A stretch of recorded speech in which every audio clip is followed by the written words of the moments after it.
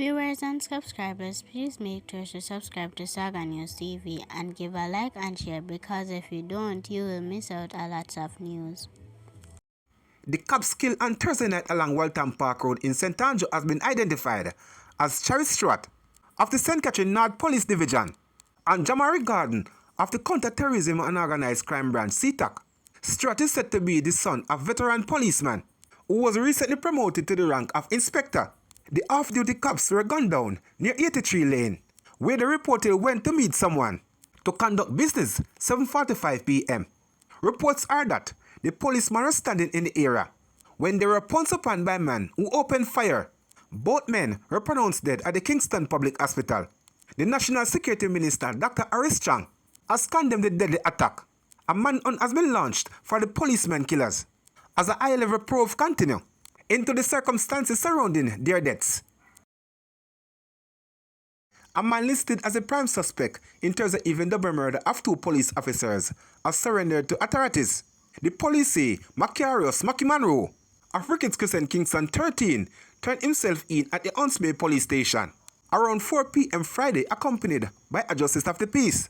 Monroe, the main suspect in the killing of Constable Charles Stewart and Constable Jamaica Garden, who were shot dead along 83 Lane, Waltham Park Road in Kingston. Assistant Commissioner of Police Michael Phillips, head of the Area 4 Police, is urging the other suspect, Juna Brown, of 13 Seawall Drive, Kingston 20, and Cardell Squidley, in Sang, 91 Waltham Park Road, to report to the police immediately. We want to further urge our responsible citizens not to harbor these men who are wanted, because this might constitute a criminal offense, for which they can be prosecuted, he warned.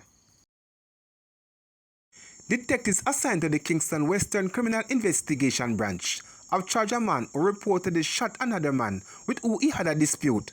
25 years old Lenroy Collins, otherwise called Great Man, or Lenny Matic of Garden Road in Kingston, is charged with shooting with intent, possession of a prohibited weapon, and unauthorized possession of ammunition, following an incident at the intersection of Paisley Road and Slipe Road in the parish on September 2. The Denham Town Police say about 8:20 p.m. a man was walking along the roadway when he was pounced upon by Collins, with who he had a private dispute. It is alleged that Collins brandished a firearm and opened fire at a man, who managed to escape without injury, and reported the incident to the police. Following an investigation, Collins was taken into custody and subsequently charged following a question and answer session. His court date is being finalized. A Clarendon woman found selling baked goods without a valid food and glass permit was slapped with charge during a snap raid in Fort Pass on Wednesday. She is 27 years old, DeAndre Dyer, a sale clerk from Oil Content in Yorktown. Reports from the Agricultural Protection Branch are that officers carried out an operation in the area when they saw Dyer serving baked products inside a shop. The cops requested to see the facility certification and her food and glass permit, in keeping with the Public Health Act. While the documents for the shop were in order, checks revealed that Dyer food and glass permit had expired. She was informed of the offense and charged on the spot. Dyer is scheduled to appear in the Maypen Court on January 15, 2026. Mandeville Police have listed one man as person of interest who they believe can assist them with an ongoing investigation into a murder on the Sharehampton Main Road in Mile Gully, Manchester on Tuesday, October 14. He has been identified as Renard Barnswell. Barnswell is being asked to report to the Mandeville Police immediately. Likewise, anyone with information about his whereabouts is asked to contact the Mandeville Criminal Investigation Branch, CIB, at 876-962-2832, Crime Stop at 311, the 119 Police Emergency number, or the nearest police station. A man seen in a viral video jumping from a police service vehicle into the rear curb has been identified as 73 years old Milton Smith, who took his own life while in custody for allegedly sexually assaulting a 13-year-old girl. Police reports say that the teenager reportedly missing on November 3 at the Croftshill police station and was found at Smith's home. Following a tip, cops then revealed initial information from the child that she was sexually abused by Smith.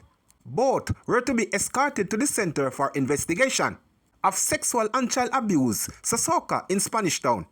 Around 12:05 p.m., Simit was handcuffed to a wheel inside a police vehicle. While being transported to Sosoka, at Flatbridge in St. Catherine, he jumped from the vehicle into the rear cobra and drowned. His body was later recovered by authorities. The Independent Commission of Investigation and the Inspectorate of Professional Standard Oversight Bureau have launched a probe into the incident.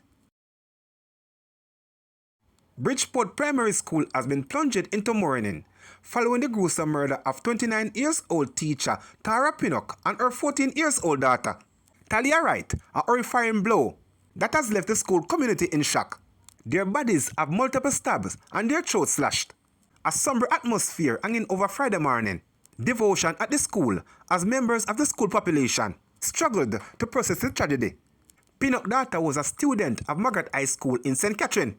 Officials from Ministry of Education and other support personnel visit Bridgeport Primary to offer counseling and emotional support to those directly affected.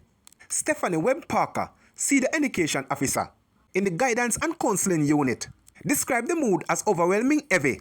The school would have lost a teacher and her daughter in a very horrific manner, and so the teachers are grieving, the students are grieving, all the members of staff are significantly impacted by the tragedy, she said. She added that the incident has shaken the entire nation. Despite the sadness and anger, teams are helping students, working through their emotions. One of the methods used to help students express themselves was through writing and art. Their drawings and message reflected anger at the perpetrator, affection for their beloved grade 5 teacher, and plead for the police to find the bad person. Pinnock and her daughter were discovered dead at their home in Kingston, St. Catherine on Thursday afternoon after she failed to show up to work on Wednesday. Principal Lyndon Edwards was visibly devastated. I cannot ventilate my feelings right now. I am weak in the knees, he said. Meanwhile, police say the person of interest, taxi operator Brandon Main, has still not reported. He is again being urged to contact the Spanish Town Criminal Investigation Branch or the nearest police station. Brandon Main, the taxi operator who police on Thursday named as person of interest in the murder of a St. Catherine teacher and her daughter, is suspected to have committed suicide in Twinside, Clarendon on Friday afternoon, sources say. Preliminary reports said about 1 p.m. Main was found hanging from a mango tree in his yard in Twinside. Sources say he reportedly fled to the area on Wednesday.